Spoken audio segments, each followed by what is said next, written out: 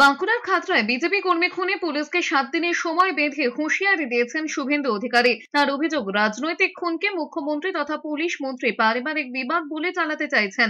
শুক্রবার বাঁকুড়ার খাতড়ার দেদুয়া গ্রামে বিজেপি কর্মী বঙ্কু বিহারী মাহাতুর বাড়িতে যান বিরোধী দলনেতা। সেখানেই তৃণমূল পুলিশকে কড়া ভাষায় আক্রমণ করেন তিনি। শুভেন্দু অধিকারী বলেছেন, 7 দিনের মধ্যে অভিযুক্ত উত্তম মাহাতো গ্রেফতার না হলে বোঝা যাবে পুলিশের ওপর আস্থা রাখা ঠিক নয়। এই মামলা কেন্দ্রীয় এজেন্সির কাছে হস্তান্তরের আবেদন জানানো হবে আদালতে। পাশাপাশি নন্দীগ্রামে বিধায়ক বাঁকুড়া তৃণমূল সাংসদ অরূপ চক্রবর্তীর নাম করেও তাঁকে আক্রমণ করেছেন। তিনি বলেছেন, এই খুনের মামলা অভিযুক্ত উত্তম এবং তৃণমূল সাংসদ অরূপ চক্রবর্তীর মোবাইল ফোন খতিয়ে দেখা উচিত। তিনি আরও বলেছেন, 2018 থেকে বঙ্কু বিহারী ও তার পরিবার বিজেপি পার্টি করছেন। এমনকি এই লোকসভা নির্বাচনেও এই এলাকায় বিজেপির লিড রয়েছে। তাতেই তৃণমূলের রোষের মুখে পড়েছেন বঙ্কু বিহারী।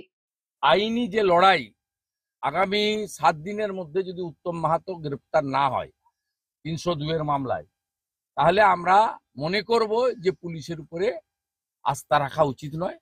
সেক্ষেত্রে বিকল্প যে রাস্তা আছে, এই মামলা অন্য এজেন্সি, কেন্দ্রীয় এজেন্সিকে ট্রান্সফার করা হোক।